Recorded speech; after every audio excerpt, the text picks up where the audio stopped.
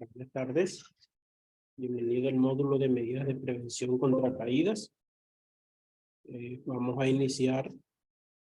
Tenemos que tener en cuenta que este módulo está compuesto por 6 ítems. Tenemos el primero, que es el análisis de peligros y de riesgos, establecido en el artículo 8. Lo que se refiere el número 2 a la capacitación y el entrenamiento de las competencias laborales, incluido en el artículo 8, 9, 10 y 11. Los sistemas de ingeniería, incluidos en el artículo 12. Las medidas colectivas de prevención que están en el artículo 13. Los procedimientos que debe tener toda organización para trabajar en altura en el artículo número 14. Y los permisos de trabajo que están incluidos en los ítems número o el artículo número 15.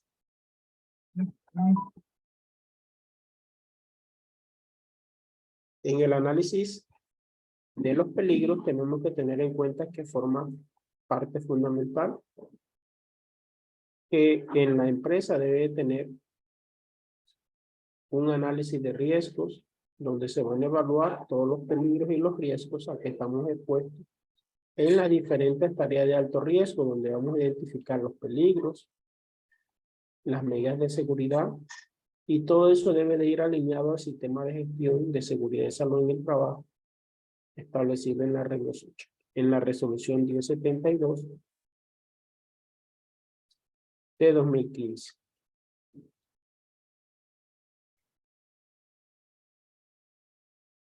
Cuando hablamos de capacitación y entrenamiento, pues existen unas normas de competencia laboral donde se van a certificar las condiciones donde laboran los trabajadores, las actividades, cómo se aplican los procedimientos, y que a esa persona se le va a entregar un certificado o capacitación de acuerdo a la norma de competencia laboral que se vaya a evaluar.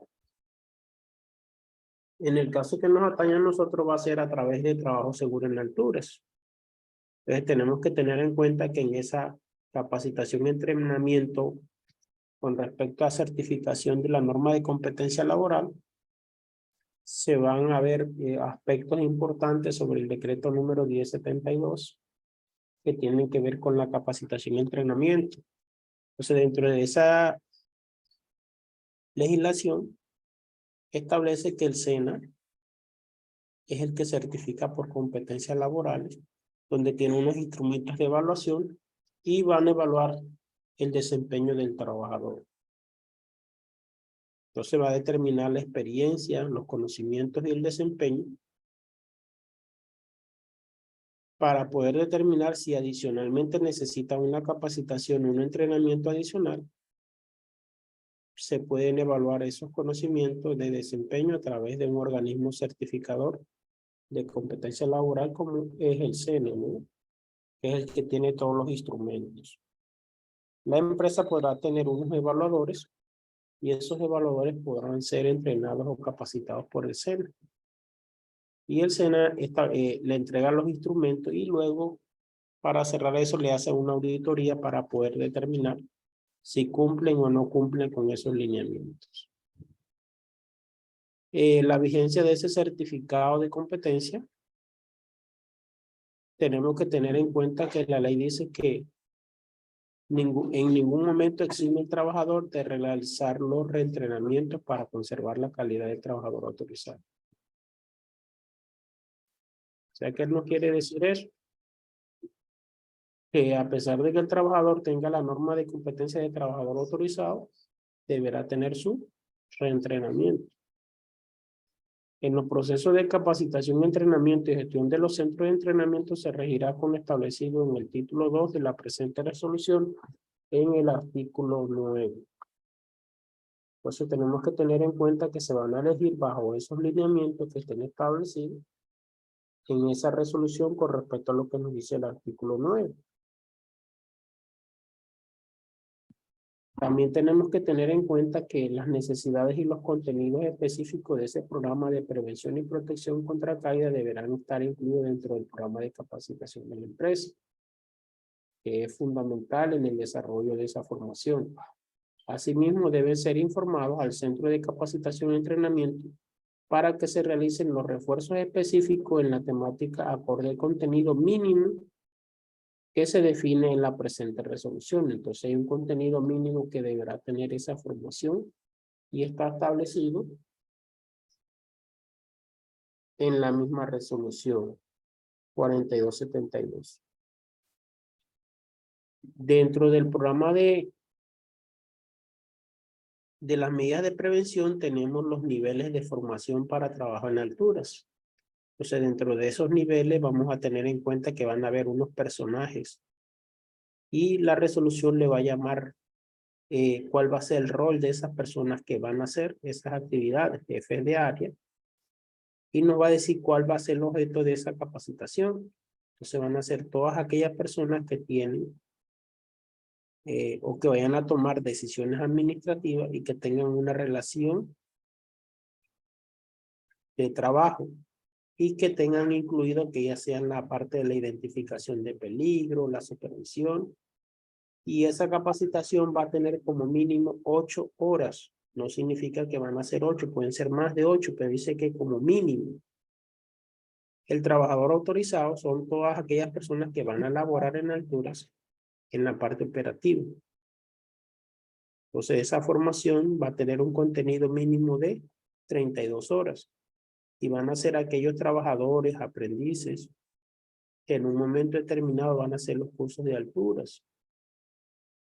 Entonces, en la nueva resolución incluyeron los aprendices de las instituciones que pueden ser capacitados por el SENA, por las instituciones de nivel, instituciones donde estén los trabajadores como tal. También tenemos el coordinador de trabajo en altura, que es el personal encargado de identificar los peligros y los riesgos y tomar acciones correctivas inmediatas, que va a tener una duración mínima de 80 horas. El entrenador de trabajo en alturas, que es el encargado de entrenar a todos los niveles de formación, los jefes de área, los trabajadores autorizados, los coordinadores de trabajo en altura en los diferentes niveles, que va a tener una formación de 130 horas. El parágrafo 1 del artículo 10 nos dice lo siguiente. Los aprendices de las instituciones de educación superior y el SENA deberán ser capacitados y certificados en trabajo en altura por la misma institución cuando cursen programas cuya práctica implique riesgo de caídas en alturas. Asimismo, serán certificados simultáneamente en la capacitación académica específicas. O sea que las instituciones de educación superior tendrán que formar a sus aprendices y deberá incluir dentro del pensum académico la formación de trabajo en altura para poderse graduar. El parágrafo 2 nos aclara algo muy importante con respecto a la capacitación y entrenamiento del nivel de coordinador, donde nos dice que él como coordinador puede realizar actividades de trabajador autorizado, pero para hacer actividades como persona autorizada deberá cumplir con los reentrenamientos y periodicidades y situaciones contempladas en la presente resolución. ¿Qué nos quiere decir eso? Que el coordinador podrá hacer actividades de trabajador autorizado o estar dentro del mismo sistema como tal, pero deberá tener el reentrenamiento actualizado.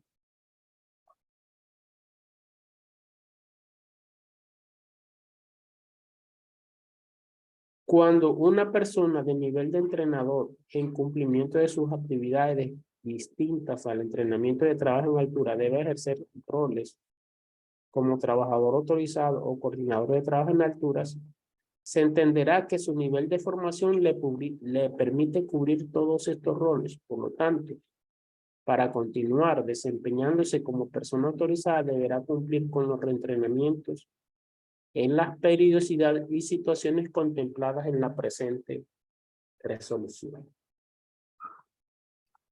Entonces tenemos que tener en cuenta eso, ¿no? Lo mismo pasa con el entrenador. Para hacer funciones de persona autorizada o de coordinador deberá tener los reentrenamientos actualizados.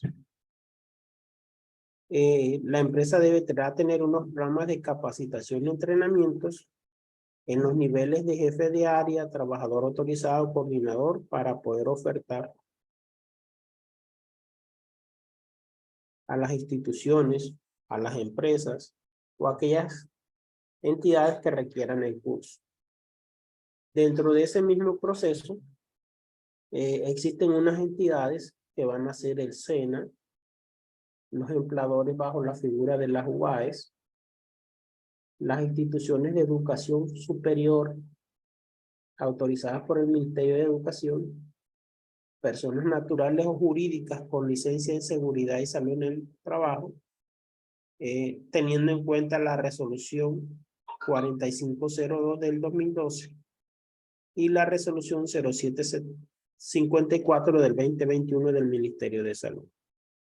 Las instituciones también de formación para el trabajo también deberán estar certificadas, pero ellas deben de tener una certificación en la norma de calidad para entidades de formación de educación.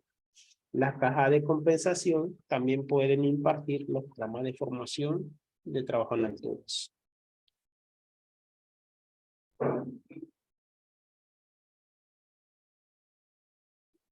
Medidas de ingeniería para prevención de caída. Tenemos que tener en cuenta que esas medidas de ingeniería, el objetivo es poder eliminar o mitigar el riesgo de prevención de caídas.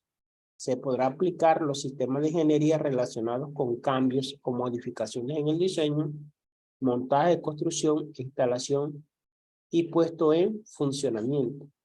Entonces tenemos que tener en cuenta que el empleador deberá documentar y tener fundamento dentro del programa de prevención contra caídas del sistema de gestión de seguridad y salud en el trabajo, la aplicación y los controles que consideró viable y aplicación para dar cumplimiento a la jerarquía de controles definidas en el decreto 1072 del 2015 o las normas que lo sustituyan, modifiquen o adicionen y todos los asociados con sistemas de ingeniería para la prevención de caídas.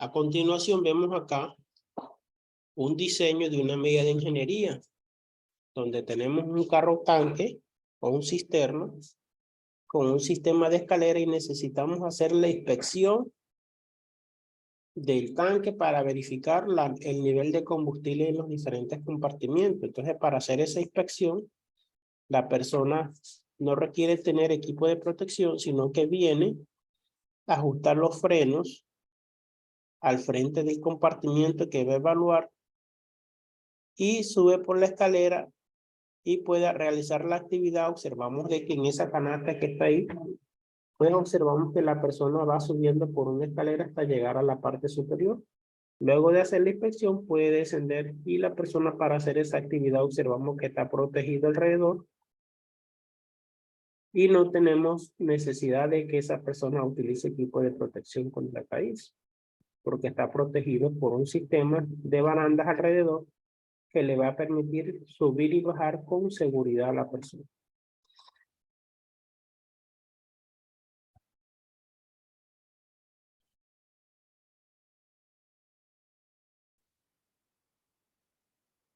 tenemos las medidas colectivas de prevención, donde nos dice que para seleccionar este equipo, estas medidas, vamos a tener en cuenta que va a depender la actividad económica, las condiciones técnicas de acuerdo al medio y las tareas específicas donde se va a realizar el trabajo.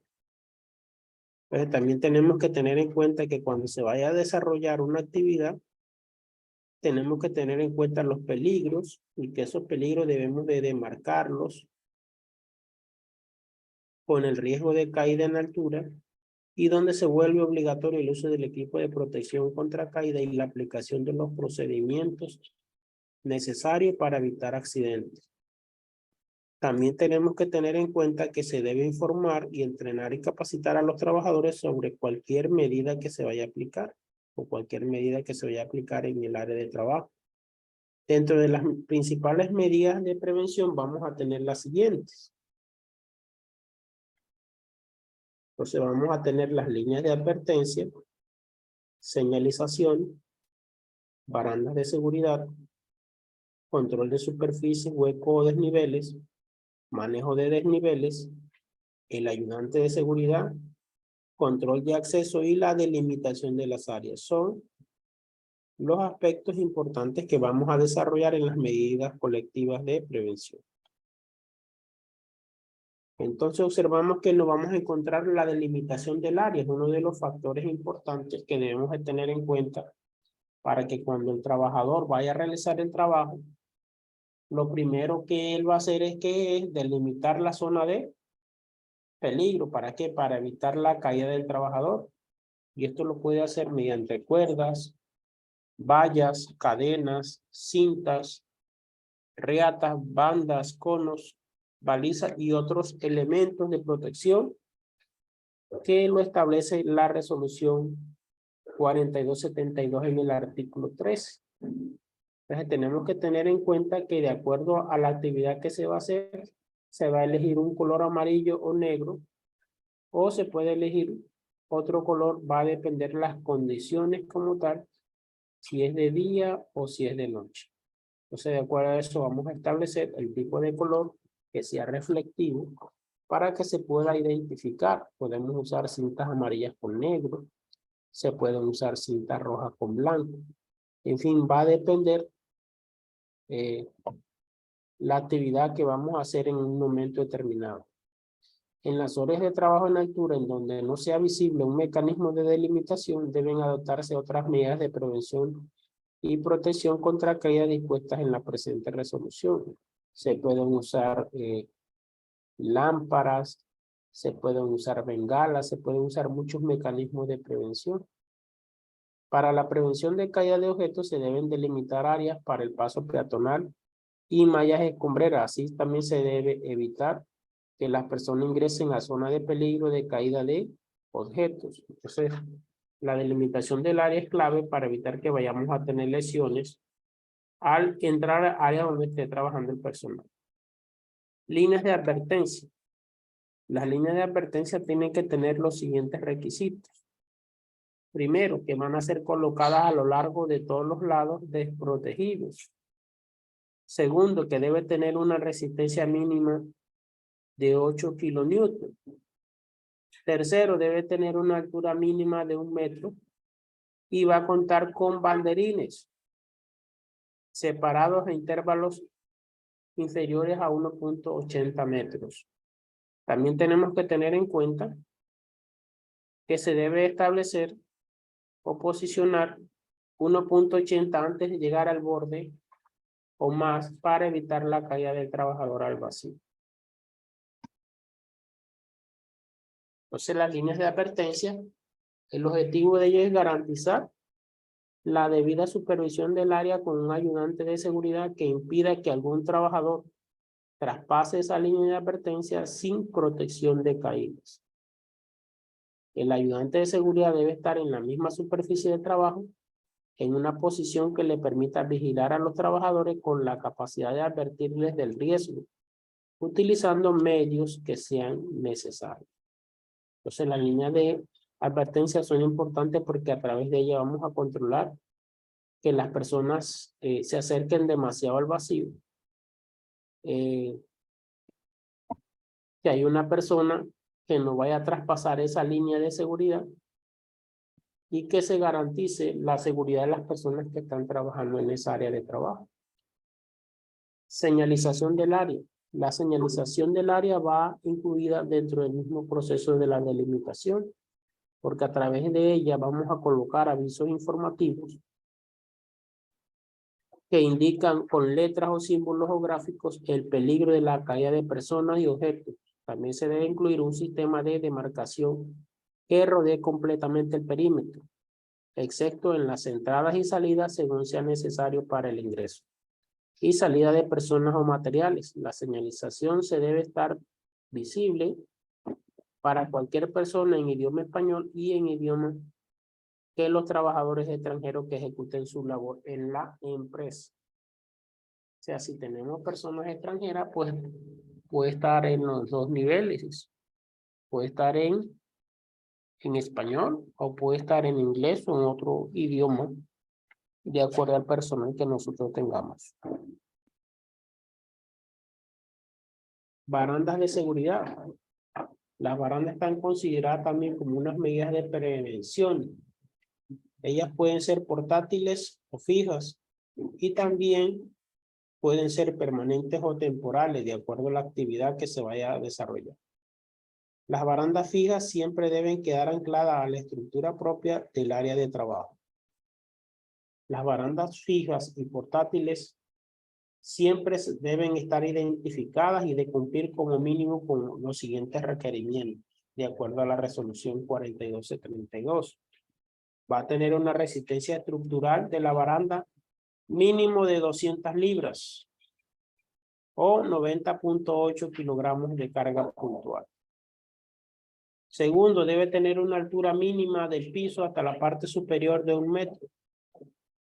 Tercero, la ubicación de los travesaños intermedios horizontales deben ser ubicados máximo a 48 centímetros entre sí. La separación de los soportes verticales. Tenemos que tener en cuenta que esa separación de los soportes verticales va a garantizar que la resistencia mínima solicitada. Y él también va a tener un rodapiés que puede tener una longitud de 9 hasta 20 centímetros dependiendo el trabajo que vayamos a realizar o el lugar o el sitio.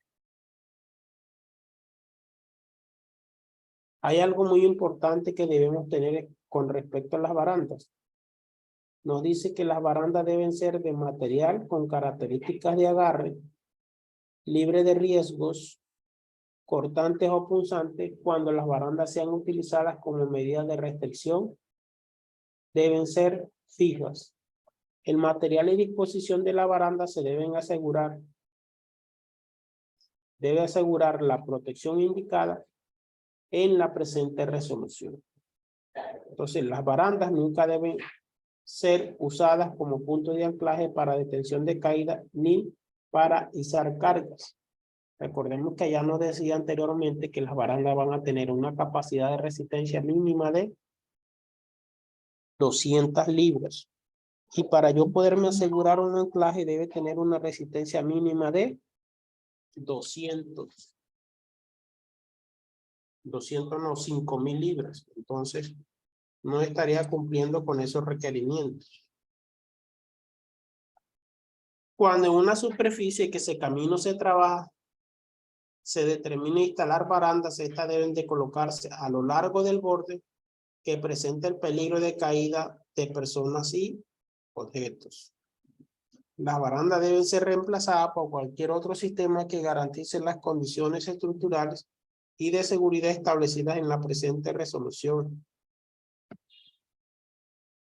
Entonces eso debemos de tenerlo en cuenta.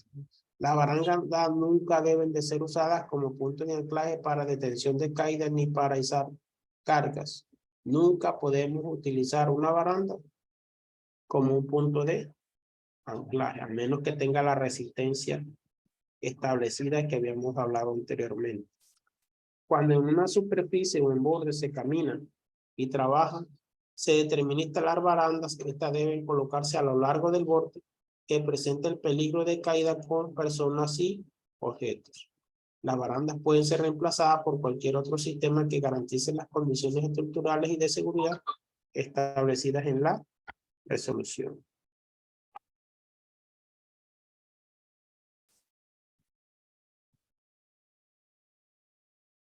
Aquí tenemos una pregunta de un aprendiz.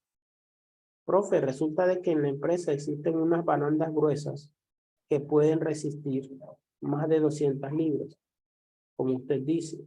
O sea que sí me puedo asegurar ahí con mi eslinga, ¿cierto?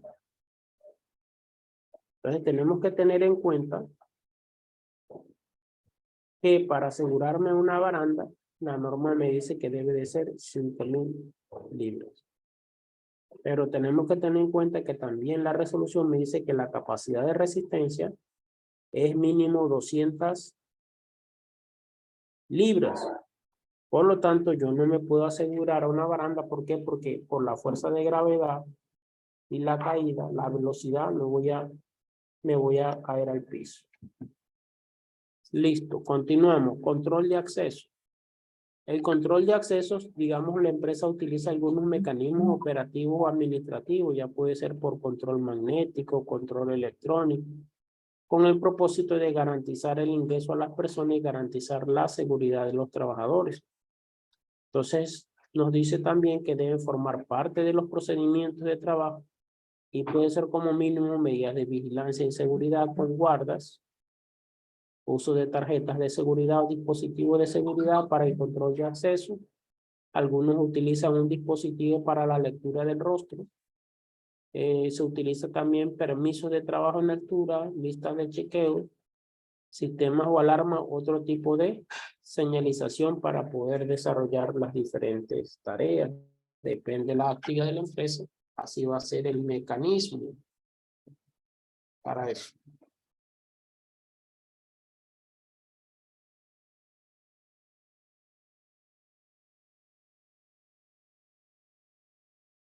Control de superficies con huecos o aperturas. Se deben de marcar, señalizar y cubrir los orificios, huecos o aberturas que se encuentren en la superficie donde se trabaja o camina. Entonces, esa superficie o esos huecos podemos señalarlo con huecos, podemos cubrirlo con el fin de garantizar de que la persona no se vaya a caer o vaya a tener un accidente o una lesión grave.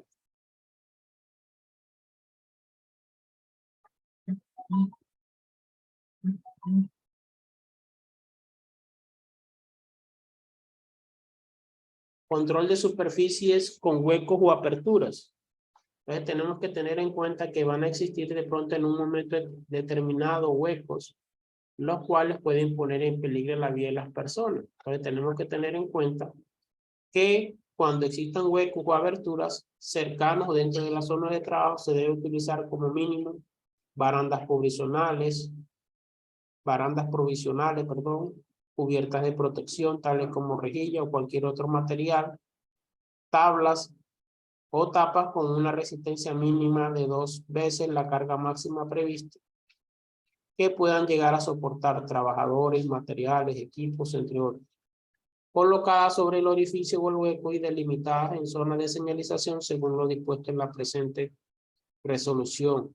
Para las medidas de prevención también se pueden considerar usar redes certificadas para este tipo de uso. Entonces tenemos que tener en cuenta que podemos colocar otros elementos que nos permitan garantizar la seguridad de las personas y así evitar que otros vayan a ingresar al sitio de trabajo y generar accidentes o generar lesiones. Listo, control de superficie, huecos o aperturas. Tenemos que tener en cuenta en que cuando encontramos cubiertas de huecos, digamos en la parte de lo que es las alcantarillas, van a haber, digamos, deslizamiento o desplazamiento accidental por el viento o materiales, y que en un momento determinado estos van a generar lesiones. Entonces tenemos que tener en cuenta que debemos de colocar medidas de prevención para evitar de pronto el acercamiento de las personas, cubrir esas zonas que tienen huecos, colocar un sistema que permita que los curiosos que los terceros vayan a ingresar en el área para poder accidentarse. En esta resolución también nos dice que las tapas de alcantarilla, las redes o los ductos de servicio público, ni las rejillas de diferentes materiales utilizadas en carretera, o sea que tenemos que tener en cuenta que esta resolución no aplicaría para ese tipo de actividades. Entonces tenemos que tener en cuenta eso, ¿no? Listo, en el manejo de desniveles, cuando encontramos desniveles o huecos, tenemos que tener en cuenta que debe haber una demarcación, una señalización donde indique el desnivel, ¿no? La precaución que debe de haber donde se camina o donde se transita. En estructura, cuando se diseñan sistemas para tránsito entre desniveles, deben utilizar medidas que permitan la comunicación entre ellos, disminuyendo el riesgo de caída, tales como rampa con un ángulo de inclinación de 15 a 30 grados o escaleras con medidas mínimas de huella y de contrahuella según el ángulo de inclinación, conforme a lo establecido en la resolución, en la tabla número 4, que deben de ser superficies antideslizantes. Entonces aquí observamos en la siguiente imagen que de acuerdo al ángulo de inclinación horizontal, así va a ser la medida de la huella y la contrahuella en las escaleras, en las edificaciones. Y de acuerdo a eso tenemos que tener en cuenta esos aspectos relacionados que nos habla la resolución 4272 en el artículo 3. Manejo de desniveles. En el manejo de desniveles, la resolución nos dice lo siguiente: cuando se realicen trabajos sobre planos inclinados, se deberá garantizar la resistencia en la superficie donde se transita sea mínimo de 2 veces la carga máxima prevista para llegar a soportar, y de su grado de inclinación dependerá el equipo de protección a utilizar. Entonces tenemos que tener en cuenta que va a depender mucho de la altura y del ángulo de inclinación cuando vamos a realizar trabajos con desniveles. El trabajo realizado sobre tejados o cubiertas o superficie inclinada de 15 a 45 grados se deberá implementar un sistema individual de protección contra caídas que permita al trabajador realizar desplazamientos controlados y de forma segura. Todas las medidas de manejo de desniveles deben contar con una protección del borde o bordes desprotegidos en áreas donde la superficie, donde supere una altura de 1.5 metros. Entonces tenemos que tener en cuenta que yo debo de mirar qué tipo de equipo voy a utilizar de acuerdo a la altura, de acuerdo al ángulo de inclinación. Así tengo que mirar un sistema individual para garantizar la seguridad del trabajador.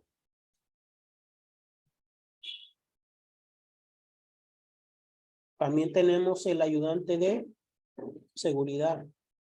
El ayudante de seguridad, digamos, es una persona que asigna el empleador con la medida de qué,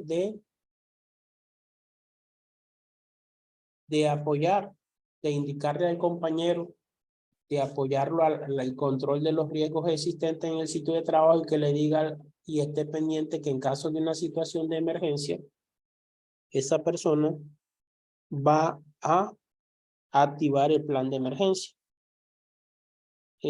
La resolución es clara y nos dice que para trabajar en altura deben ser mínimo 2 personas para tarea de alto riesgo. ¿Por qué? Porque si una persona se lesiona o se accidenta, otra persona reporta y hay una atención inmediata para activar el plan de atención de emergencia. Procedimientos. Pues como vamos a tener un inventario de tareas, en ese inventario de tareas vamos a determinar cuáles son las actividades críticas de trabajo en alturas, y esas actividades críticas van a tener unos procedimientos.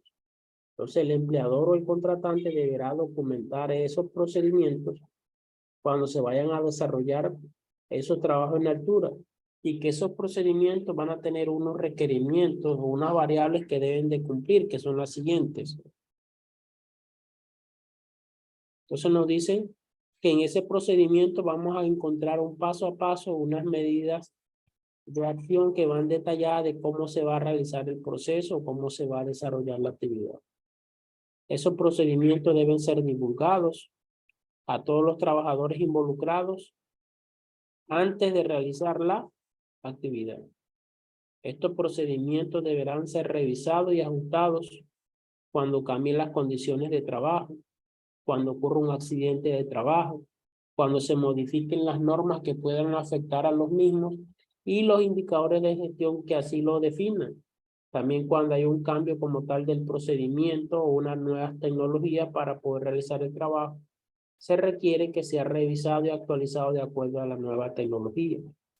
Estos procedimientos deberán ser utilizados en las tareas rutinarias y deben ser aprobados y validados por el coordinador de trabajo en altura con una lista de chequeo o una lista de verificación para poder determinar si se están cumpliendo con todos los ítems que están establecidos en los procedimientos de tareas.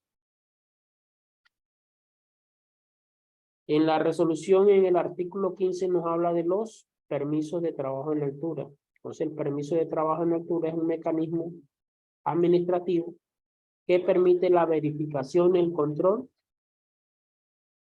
de los peligros y los riesgos, donde el propósito principal es la prevención de riesgo durante la realización de la tarea, o sea, desde que inicia hasta que ella termine. Entonces, tenemos que tener en cuenta que cuando se va a hacer un permiso de trabajo es una actividad que debe de ser planificada, organizada de tal manera que las personas autorizadas conozcan los procedimientos, conozcan las tareas de lo que van a hacer. Entonces, la persona, cada vez que ingrese a una zona de peligro, debe contar con la debida autorización y si se requiere exponer riesgo de caída, debe contar con el aval a través de un permiso de trabajo acompañado con una lista de chequeo o de verificación, más aún en caso de que no haya barandas o sistemas de control de acceso, demarcación o sistemas o barandas físicas que cumplan con las especificaciones descritas en la presente resolución. Entonces tenemos que tener en cuenta que existen unas condiciones donde se deben establecer unos procedimientos donde dice que debo tener un permiso de trabajo, una lista de verificación, un análisis de riesgo, las verificaciones, conocimiento del plan, todas las actividades necesarias para poder hacer el trabajo. El equipo de trabajo, las personas que vayan a realizar deben de conocerlo. Entonces tenemos que tener en cuenta que la compañía debe tener un permiso de trabajo donde nos diga cómo se va a iniciar ese procedimiento. Y dentro de ese procedimiento, pues, se maneja una lista de verificación, donde en esa lista de verificación va a tener los nombres de las personas que van a realizar la actividad, la altura aproximada en que va a realizar el trabajo, la fecha de inicio y la fecha de terminación. No podrá exceder jornada entre 8 a 12 horas. Si pasa ahí, entonces ya hay que hacer una reevaluación del permiso de trabajo. Verificación si las personas están afiliadas a la seguridad social. Requisitos médicos de actitud, examen médico de actitud para poder determinar si la persona es apta o no para trabajar en alturas. El procedimiento, si las personas conocen el procedimiento, si le hicieron una inducción sobre la tarea que van a realizar. Las medidas de protección contra caída implementar en esa tarea, de acuerdo a las establecidas en el procedimiento o en la empresa, y le va a decir en el procedimiento. Equipos, sistemas de acceso para trabajo en alturas. Entonces, si vamos a contar con escaleras, si vamos a encontrar con elevadores, un carro canasta, o cualquier otro sistema eléctrico que me permita subir, hacer una inspección y poder realizar el trabajo en forma segura. Debo tener en cuenta que esas personas que operen esos sistemas de acceso deben de estar certificadas. Deben de tener su certificado para la operación de esos equipos. Verificación de los puntos de anclaje por cada trabajador. Es una responsabilidad en la parte del coordinador que debe de verificar dónde se va a asegurar su equipo de trabajo. Cumple La estructura donde está ubicada el punto de anclaje cumple con todas las normas y procedimientos. Tiene pruebas que le han hecho de resistencia. Y según cuando es certificado por persona calificada, debe tener 3.600 libras por persona conectada. O si tiene 5.000 libras, pues el empleador deberá garantizar eso. Sistemas de restricción. Si va a tener el linga de posicionamiento, punto de anclaje, y si va a tener un sistema de restricción, pues la resolución habla de que la persona debe quedar a 60 centímetros antes de llegar al borde. Sistema de restricción, posicionamiento. Si necesitamos utilizar una linga para posicionarnos, para trabajar con las dos manos en una estructura.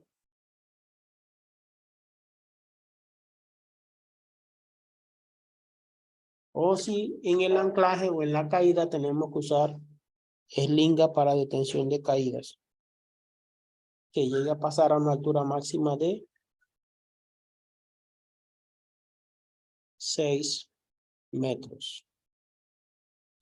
¿Qué tipo de elementos de protección voy a necesitar para la tarea? Debo de colocarlo ahí. Las herramientas que necesito utilizar también debo de tenerlas. Si necesito una herramienta especial para poder desarrollar la tarea. O si el equipo o si la persona tienen o no tienen el curso de trabajo en altura vigente o no lo tienen. Si el examen, ya habíamos hablado del examen, si el examen dice apto o no apto, yo debo tener en cuenta que debe decir siempre apto. Yo debo de hacerle observaciones de tareas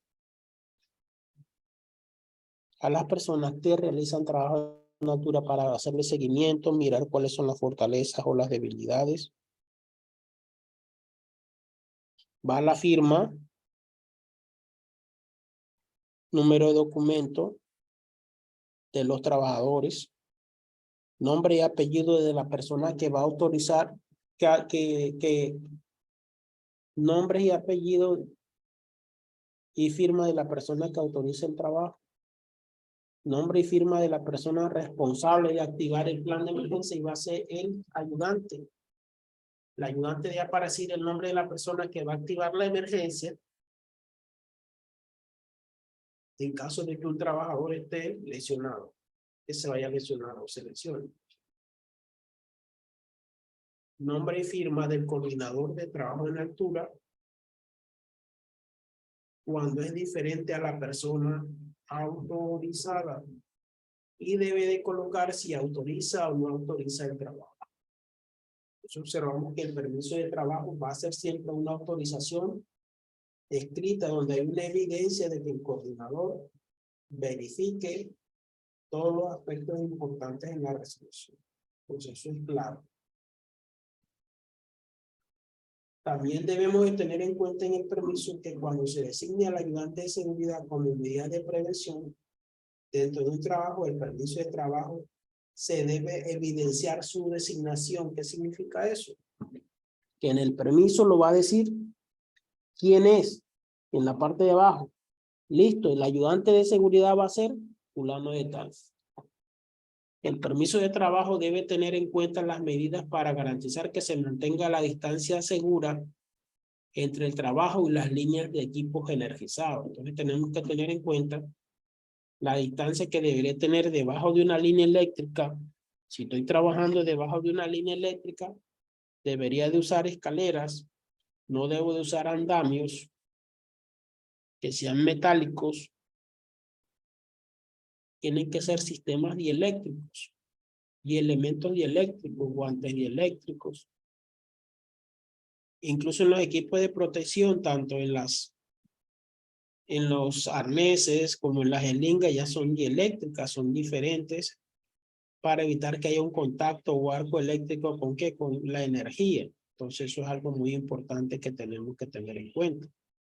De igual manera, los permisos de trabajo deben tener en cuenta el análisis de los demás riesgos de trabajo y las condiciones del medio ambiente, porque las condiciones del medio ambiente también hay que incluirlas porque pueden cambiar en cualquier momento. Entonces eso debe de estar reflejado ¿en dónde? En el análisis de riesgo que realice el trabajador. Entonces también dentro del permiso de trabajo dice que deben de contemplar mecanismos de revalidación del permiso de trabajo cuando hay un cambio de turno, cuando hay un cambio de coordinador, cuando hay cambio de trabajadores autorizados, cambio de autoridades que validen el permiso, cambio de las condiciones iniciales de trabajo, entre otros. Entonces tenemos que tener en cuenta que cuando hay un cambio de turno, hay un empalme para poder determinar qué hicieron el grupo que estaba anteriormente. Y ellos van a evaluar los riesgos que van a seguir ellos para poder terminar ese trabajo. Entonces, de acuerdo a esos riesgos, de acuerdo a eso que yo voy a encontrar, se puede revalidar ese permiso o hay que cancelarlo o hacer otro de nuevo. Entonces va a depender la actividad o se va a suspender o algo. De igual manera, el procedimiento debe de contemplar las responsabilidades de contratantes y contratistas cuando los trabajos sean realizados por estos últimos. Entonces, cuando las tareas son realizadas por contratistas, tenemos que tener en cuenta que el contratante ya debió darle unas indicaciones y se deben de aplicar unos procedimientos y unos métodos para poder realizar el trabajo. El parágrafo 1 del artículo 15 nos dice lo siguiente.